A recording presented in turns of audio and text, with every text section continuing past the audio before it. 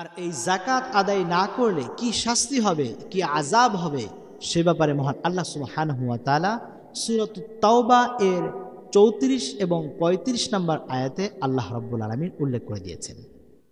আল্লাহ রাব্বুল আলামিন বলেন, ওয়াল্লাযীনা ইয়াকনিজুনা আয-যাহাবা ওয়াল ফিদ্দাতা ওয়া লা ইউনফিকুনাহা ফি সাবিলিল্লাহ ফাবাশশিরহুম বিআযাবিন আলীম।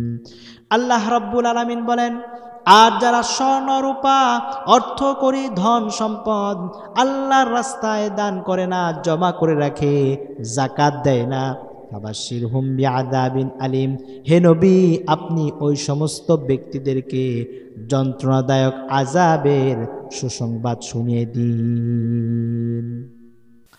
এরপর মহান আল্লাহ সুবহানাহু ওয়া তাআলা বলেন, ইয়াউমা ইউহমা আলাইহা ফি নারি জাহান্নামা ফাতুকওয়া বিহা জিবাহুহুম ওয়া জুনুবুহুম ওয়া যুহুরুহুম হাযা মা কানাজতুম লিআনফুসিকুম ফাযুকু মা কুনতুম তাকনিজুন। মহান আল্লাহ সুবহানাহু ওয়া তাআলা বলেন, সেই দিন তাদের ধন সম্পদ অর্থ করি এগুলোকে জাহান্নামের আগুন দিয়ে গরম করা হবে, এরপর তাদের পেট পিঠ এবং কপালে ছেক দেওয়া হবে এবং বলা হবে, হাদা মা কানাজতুম লিআনফুসিকুম, এগুলো হলো তোমাদের কুক্ষিগত জমানো সম্পদ। অতএব যাকাত আদায় না করে, যাকাত না দিয়ে সম্পদ জমানোর কি স্বাদ, কি মজা সেটা আজকে আস্বাদন করে নাও। শুধু তাই নয়, রাসূলুল্লাহ সাল্লাল্লাহু আলাইহি ওয়াসাল্লাম বলেন, যেই ব্যক্তি যাকাত আদায় করবে না, কাল হাসরের ময়দানে তার সম্পদগুলো, তার অর্থ করি টাকা পয়সাগুলো বিশাল আকৃতির দুই চক্ষু বিশিষ্ট বিষধর একটি সাপে রূপান্তরিত হয়ে যাবে এবং এই বিশাল আকৃতির এই সাপটিকে তার গলায় পেঁচিয়ে দেওয়া হবে এবং এই সাপ বলতে থাকবে, আনা কাংজুকা আনা মালুকা, আমি তোমার কুক্ষিত সম্পদ, আমি তোমার ধনভাণ্ডার, এটা বলতে থাকবে আর তার চেহারায় দংশন করতে থাকবে, কামড়াতে থাকবে। হাজিরিন, যাকাত হচ্ছে সম্পদের পবিত্রতা। যাকাত আদায়ের মাধ্যমে সম্পদ পবিত্র হয়ে যায় এবং সম্পদের মধ্যে বরকত বৃদ্ধি পায়। কারণ যাকাতের শাব্দিক অর্থই হচ্ছে পবিত্রতা এবং এর আরও একটি অর্থ হলো বৃদ্ধি পাওয়া। অতএব যে ব্যক্তি যাকাত আদায় করে সেই ব্যক্তির সম্পদ পবিত্র হয়ে যায় এবং সেই ব্যক্তির সম্পদে বরকত দিন দিন বৃদ্ধি পেতে থাকে। পরিভাষায় যাকাত বলা হয় আল্লাহ সুবহানাহু ওয়া তাআলার সন্তুষ্টি লাভের উদ্দেশ্যে নির্ধারিত সম্পদের নির্দিষ্ট অংশ যাকাতের উপযুক্ত ব্যক্তিদের মালিক বানিয়ে দেওয়ার নামই হলো যাকাত। এই যাকাতের মাধ্যমে সম্পদ পবিত্র হয়ে যায়। এখন একটি প্রশ্ন হতে পারে যে বৈধ সম্পদ, পবিত্র সম্পদ, এটা আবার অপবিত্র হয়ে যায় কিভাবে? এর উত্তর হচ্ছে, দুনিয়ার সমস্ত কিছু নির্দিষ্ট একটি সময়ের পর সেটা অপরিচ্ছন্ন হয়ে যায়। যেমন এই জামাটি, এই পোশাকটি, এটি 3 দিন 4 দিন 5 দিন অথবা 1 সপ্তাহ টানা পরার পর, লাগাতার পরার পর এই পরিচ্ছন্ন পোশাকটি অপরিচ্ছন্ন হয়ে যাবে, নোংরা হয়ে যাবে। ঠিক তেমনিভাবে নেশাব পরিমাণ সম্পদ 1 বছর অতিবাহিত হওয়ার পর যদিও সেই সম্পদটা হালাল পন্থায় উপার্জিত হয়েছে, তবুও এই সম্পদটা যাকাত না দেওয়ার কারণে 1 বছর পর সেটা অপবিত্র হয়ে যায়। এই সম্পদকে পবিত্র করতে হলে যাকাত প্রদান করতে হবে। যাকাতের মাধ্যমেই এই সম্পদ পবিত্র হয়ে যাবে। পবিত্র কোরআন কারিমে মহান আল্লাহ সুবহানাহু ওয়া তাআলা এই যাকাতের ব্যাপারে 1 জায়গায় নয়, 2 জায়গায় নয়, বরং 82 জায়গায় 82 বার এই যাকাতের আলোচনা করেছেন। তাহলে বোঝা যায় যাকাতের গুরুত্ব কত বেশি। কোরআন কারিমে মহান আল্লাহ সুবহানাহু ওয়া তাআলা যেখানেই নামাজের কথা বলেছেন সেখানেই যাকাতের কথা বলেছেন। তার মানে বোঝা গেল নামাজের পর যাকাতের গুরুত্ব। মহান আল্লাহ সুবহানাহু ওয়া তাআলা সূরাতুন নূর এর 56 নম্বর আয়াতে আল্লাহ রাব্বুল আলামিন উল্লেখ করেন, মহান আল্লাহ সুবহানাহু ওয়া তাআলা বলেন, আকিমুস সালাতা ওয়া আতুজ যাকাতা ওয়া আতিউর রাসূলা লাআল্লাকুম তুরহামুন। আল্লাহ রাব্বুল আলামিন বলেন, তোমরা নামাজ কায়েম করো, যাকাত আদায় করো এবং তোমাদের রাসূলের আনুগত্যতা করো, তাহলে তোমাদের উপরে মহান আল্লাহ রাব্বুল আলামিনের রহমত বর্ষিত হবে। আর এই যাকাত আদায়ের মধ্যে রয়েছে অনেক উপকারিতা। নাম্বার 1, রাষ্ট্রীয় উপকারিতা। যাকাত ভিত্তিক অর্থ ব্যবস্থা একটি রাষ্ট্রের সকল সমস্যার সমাধান।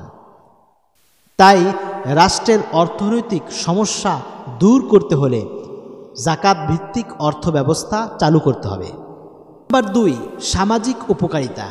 যেই সমাজের মানুষ যাকাত দেয় ওই সমাজ থেকে চুরি, ডাকাতি, মারামারি, ছিনতাই, রাহাজানি, দারিদ্রতার হার কমে যায়, ভিক্ষাবৃত্তি কমে যায়।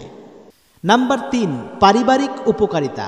যেই পরিবারের মানুষ যাকাত দেয় ওই পরিবারকে মহান আল্লাহ সুবহানাহু ওয়া তাআলা কুদরতিভাবে হেফাজতে রাখেন। ওই পরিবারে কখনো চুরি হবে না, ডাকাতি হবে না, বড় ধরনের কোনো ক্ষয়ক্ষতি হবে না।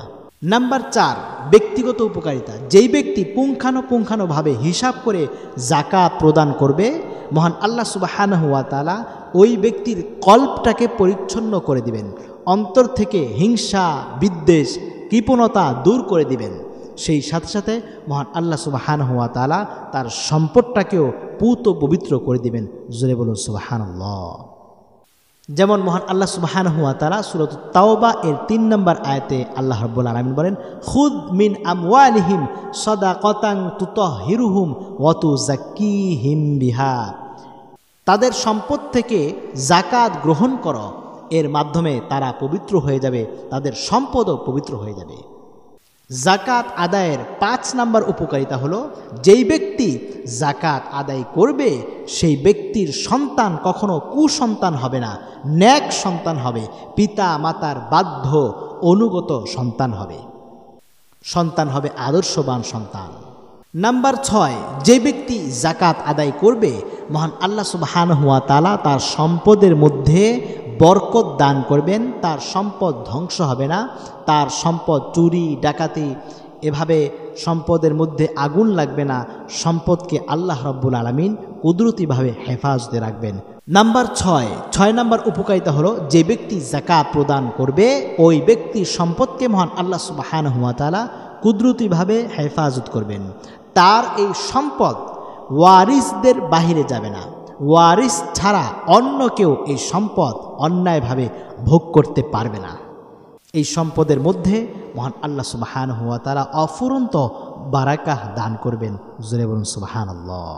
বর্তমানে আমাদের দেশের বা আমাদের সমাজের প্রায় 50% বা এর চেয়েও বেশি পরিমাণ লোকদের উপরে যাকাত ফরজ হয়ে আছে। অনেকের তো খবরই নাই যাকাত যে তার উপরে ফরজ হয়ে আছে, তার কোনো খবরই নেই। সে মনে করছে যে আমার উপরে যাকাত ফরজ নয়। আর যারা যাকাত দেয় তাদের মধ্যে হতেও অধিকাংশরাই ঠিকঠাক মতো যাকাত দেয় না। খুবই অল্প সংখ্যক মানুষ হিসাব করে পুঙ্খানুপুঙ্খানুভাবে যাকাত দেয়, কিন্তু অধিকাংশ ব্যক্তিরাই লামসাম একেবারে অল্প সামান্য সামান্য যাকাত দিয়ে থাকে। কিন্তু অধিকাংশ সম্পদশালী ব্যক্তিরা লামসাম অল্প যাকাত দিয়ে থাকে। 10 লক্ষ টাকা যাকাত এসেছে, 1 লক্ষ টাকার যাকাত দেয়, তাও আবার টাকা যাকাত দেয় না, যাকাতের লুঙ্গি, যাকাতের গামছা, যাকাতের কাপড় কিনে যাকাত দেয়।